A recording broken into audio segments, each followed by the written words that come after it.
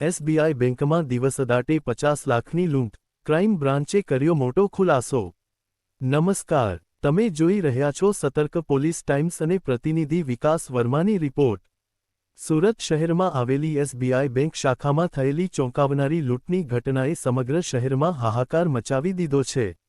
માહિતી મુજબ 25મી 30 વર્ષની ઉંમરના 5થી વધુ અજાણ્યા બદમાશો અચાનક બેંકમાં ઘૂસી આવ્યા હતા। બદમાશોએ પિસ્તોલ જેવા હથિયારો બતાવી બેંક કર્મચારીઓ અને ગ્રાહકોને ધમકાવ્યા, તેમની સાથે મારપીટ કરી તેમજ કેબલ વડે હુમલો કરીને જાનથી મારી નાખવાની ધમકી આપી તમામને બંધક બનાવી લીધા હતા। લૂંટારુઓએ ગ્રાહકો અને કર્મચારીઓના મોબાઈલ ફોન છીનવી લીધા અને બેંકમાં રહેલા અંદાજે 12 લાખ રૂપિયા રોકડા લૂંટી લીધા હતા। ઉપરાંતની મુખ્ય શાખા ઘોડદોડ રોડ પરથી મંગાવવામાં આવેલી 38 લાખ રૂપિયાની રોકડ રકમ પણ આરોપીઓ લઈ ફરાર થઈ ગયા હતા। આ રીતે કુલ 50 લાખ રૂપિયાની મોટી લૂંટને અંજામ આપ્યા બાદ આરોપીઓ અલગ અલગ રસ્તાઓ પરથી મોટરસાયકલ પર ભાગી છૂટ્યા હતા। ઘટના બાદ વરાછા પોલીસ સ્ટેશનમાં ગુનો નોંધાયો હતો, જેના પગલે સુરત પોલીસ તાત્કાલિક એક્શનમાં આવી ગઈ હતી। પોલીસ કમિશનર અનુપસિંહ ગહેલોતના માર્ગદર્શન હેઠળ additional police commissioner crime, DCP crime અને એસીપી ક્રાઇમની દેખરેખમાં સુરત ક્રાઇમ બ્રાન્ચની 7 ખાસ ટીમો બનાવવામાં આવી હતી। લગભગ 100 પોલીસકર્મીઓએ સ્થાનિક પોલીસ અને વિવિધ ઝોનની ટીમો સાથે મળીને સતત તપાસ શરૂ કરી હતી। ક્રાઇમ બ્રાન્ચે હ્યુમન ઇન્ટેલિજન્સ અને ટેકનિકલ સર્વેલન્સની મદદથી 1000મી વધુ સીસીટીવી કેમેરા અને ટાવર ડેટાનું વિશ્લેષણ કર્યું હતું। તપાસ દરમિયાન સામે આવ્યું કે આરોપીઓએ ઘટનામાં 3 2-ચક્રી વાહનો, હીરો સ્પ્લેન્ડર, પલ્સર 220 અને અપાચે બાઇકનો ઉપયોગ કર્યો હતો। પોલીસ તપાસમાં વધુ એક મોટો ખુલાસો થયો કે આરોપીઓએ જામનગર, વલસાડ અને અમદાવાદમાં રજિસ્ટર્ડ વાહનોના નંબરનો ઉપયોગ કરીને નકલી નંબર પ્લેટ તૈયાર કરી આ બાઇકો પર લગાવી હતી, જેથી પોલીસને ગેરમાર્ગે દોરી શકાય। હાલમાં ક્રાઇમ બ્રાન્ચ આરોપીઓની શોધમાં સતત દરોડા પાડી રહી છે। ચાલો જાણીએ પોલીસ કમિશનર અનુપસિંહ ગહેલોતે શું કહ્યું। 27 એપ્રિલના દિવસે સુરત શહેરના વરાછા પોલીસ સ્ટેશન વિસ્તારમાં LH રોડ ઉપર એફિલ ટાવર પાસે એસબીઆઈ બેંક જો પહેલે માળા ઉપર આવે છે, એમાં એક જો એ લૂંટના બનાવ બનેલા જો જેમાં લગભગ જો 6 થી 7 જેટલા લૂંટારુઓ જો આપણા બંદૂકના અડીએ આવીને જો ત્યાં બેંકમાં લૂંટ કરી, જેમાં બેંકમાંથી 12 લાખ રૂપિયાના લૂંટ થઈ અને પેરેલલી જો ત્યાં જો વ્હીકલ જો વેન આવે છે, જો કેશ વેન આવે છે, આમાં આયા જો એના કેશ જ્યારે બેંકમાં પહોંચ્યા 38 લાખ રૂપિયા જેટલા, એના બી લૂંટીને જો લગભગ 50 લાખ રૂપિયાના લૂંટ કરી આ બધા લોકો જો 3 વ્હીકલ્સ ઉપર 2 વ્હીલર ઉપર જો ત્યાંથી અલગ અલગ વિસ્તારમાં નીકળીને ત્યાંથી ભાગ્યા જો આમાં કુલ આ લોકો ઓલપાડ પાસે ગયા, ઓલપાડ પાસે જો વ્હીકલ છોડીને બસો દ્વારા જો આપણે બધા લોકો જો પહેલે સે પૂર્વ આયોજિત જો જગ્યા હતી કે અમે બધા હિંમતનગર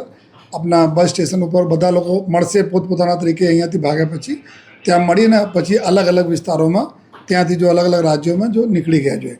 આ પ્રકારે જ્યારે બનાવ તાત્કાલિક જો પોલીસને જાણ થઈ અને પોલીસના ટીમો અલગ અલગ ટીમો જો સ્થાનિક પોલીસની ટીમ, ક્રાઇમ બ્રાન્ચના ટીમો બધા અલગ અલગ ટીમો બનાવીને જો એના જવાબ ઉપર લાગી ગઈ। કુલ 7 ઇન્સ્પેક્ટર અને 100 જેટલા લોકો ક્રાઇમ બ્રાન્ચના અને સાથોસાથ જો પૂરા ઝોન 1 જો ટીમ હતી જો આ ટીમો અલગ અલગ વિસ્તારોમાં જો લાગી।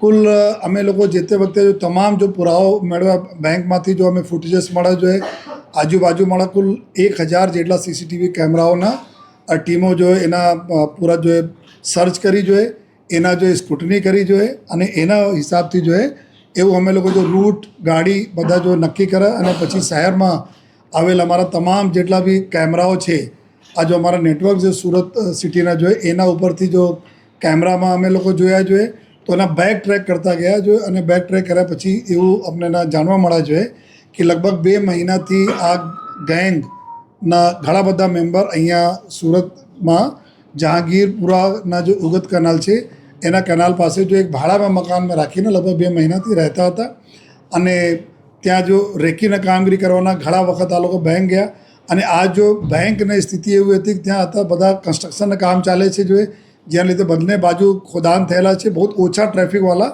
વિસ્તાર છે જો જેના જરૂરત હોય આ લોકો જાય છે, બાકી કોઈ રૂટીન ટ્રાફિક બહુ જ્યાદા ત્યાં રહેતા નથી। તો આ લોકોએ એવી જગ્યા નક્કી કર્યા જોઈએ અને સાથોસાથ એવું પણ નક્કી કર્યા કે જો જ્યારે સૌથી વધારે પોલીસ બિઝી હોય ત્યારે આપણા જો આ લૂંટના અંજામ આપવાના જોઈએ.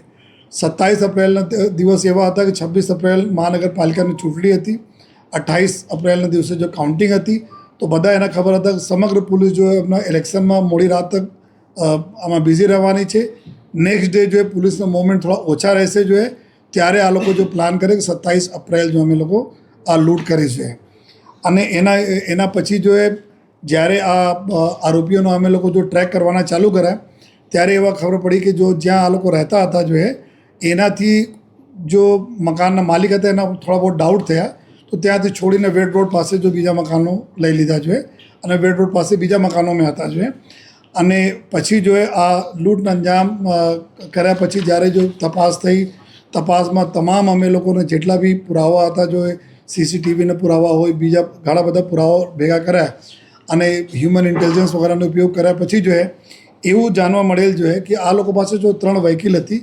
એક વ્હીકલ તેલંગાણામાંથી ખરીદીને આ લોકો લઈ આવ્યા હતા જોઈએ અને ત્યાંથી ચલાવતા લઈ આવ્યા, અને 2 મોટરસાઇકલ અહીંયા ચોરી નથી જોઈએ અને એક ખડોદરાના ચોરી થઈ હતી અને બીજા એક મહિના બધા ઘસી નાખી છે આ લોકો રજિસ્ટ્રેશન નંબર વગેરે, જેના અમે એફએસએલના મદદથી રજિસ્ટ્રેશન નંબર કઢાવીએ છીએ જોઈએ, ઇન્જન ચેચિસ નંબર, જેથી ખબર પડે ગાડીને ક્યાં ને ગાડી હતી જોઈએ.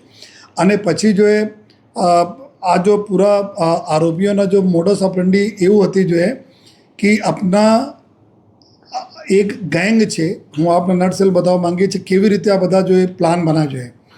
એક પૂરા આંતરરાજ્ય એક ગેંગ છે જેના મેઇન સરગના છે કુંદન ભગત જોઈએ.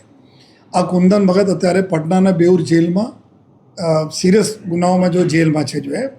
અને આ જ ગેંગના જો સરગના જો 2023માં દેહરાદૂનમાં, જ્યારે ત્યાંના દેહરાદૂનનું મોટો ફંક્શન ચાલતા હતા, વીવીઆઈપી વિઝિટ જે દિવસે હતી તે દિવસે જો રિલાયન્સના આપણા જો જ્વેલરી શોપમાં જો આ લોકો લૂંટ કરી હતી, 13 કરોડ રૂપિયાના લૂંટ થઈ હતી જોઈએ. અને આ જ ગેંગના અમુક સાગરીત અહીંયા સુરતમાં જો રહેતા હતા જોઈએ.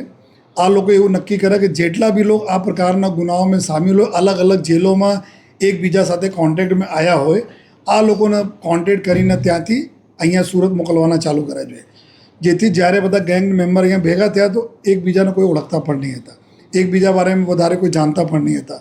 અને ટૂંકા નામ જાણે ગલત આ લોકો પછી જો આધાર કાર્ડ વગેરેની ડિટેલ અમે લોકો મેળવી. આધાર કાર્ડ બધા મધ્યપ્રદેશ બનાવવામાં આવેલા છે, બધા ખોટા છે, ફેક છે આધાર કાર્ડ. આધાર કાર્ડમાં ફોટો એની છે, બાકી કોઈ પણ ડિટેલ આ લોકોનામાં ડિટેલ નથી જોઈએ.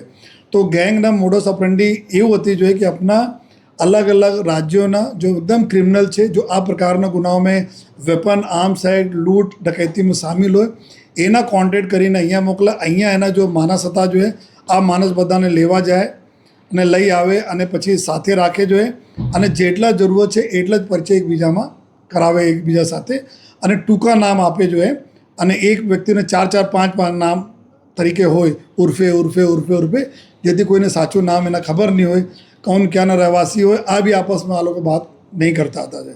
તો એકદમ પ્રોફેશનલી બધા લોકો ભેગા થયા, ફેક આઈડી બનાવી, ભાડા ઉપર એક જગ્યાએ મકાન લીધા જોઈએ, રેકી કરવા જાય, બારંબાર આ બેંકમાં ઘણા વખત ગયા, બેંકના તમામ એમ્પ્લોઈઝ જેટલા છે આ લોકોના ફોટા બી એના પાસે છે જોઈએ. ક્યારે શું મુવમેન્ટ થાય છે, કઈ રીતે થાય છે, આ બધા બી આ લોકો જોયા જોઈએ.